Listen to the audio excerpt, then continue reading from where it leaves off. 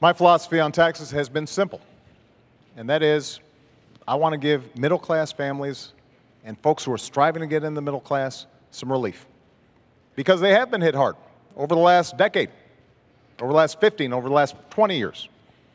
So 4 years ago, I stood on a stage just like this one. Actually, it was at a town hall, and I said I would cut taxes for middle-class families, and that's what I've done, by $3,600.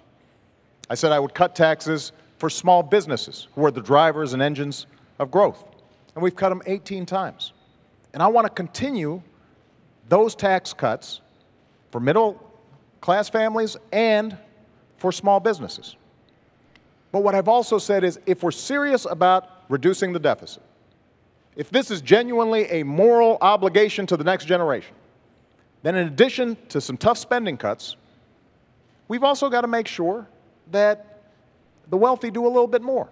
So what I've said is, your first $250,000 worth of income, no change. And that means 98% of American families, 97% of small businesses, they will not see a tax increase. I'm ready to sign that bill right now. The only reason it's not happening is because Governor Romney's allies in Congress have held the 98% hostage because they want tax breaks for the top 2%. But what I've also said is, for above $250,000, we can go back to the tax rates we had when Bill Clinton was president. We created 23 million new jobs. That's part of what took us from deficits to surplus. It will be good for our economy, and it will be good for job creation. Now, Governor Romney has a different philosophy. He was on 60 Minutes just 2 weeks ago, and he was asked, is it fair for somebody like you making $20 million a year to pay a lower tax rate than a nurse or a bus driver, somebody making $50,000 a year? And he said, yes, I think that's fair. Not only that, he said, I think that's what grows the economy. Well, I fundamentally disagree with that.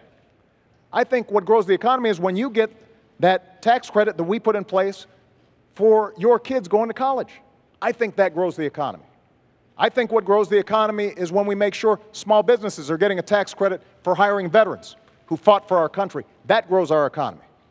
So we just have a different theory. And when Governor Romney stands here after a year of campaigning, when during a Republican primary he stood on stage and said, I'm going to give tax cuts. He didn't say tax rate cuts. He said tax cuts to everybody, including the top 1%. You should believe him, because that's been his history.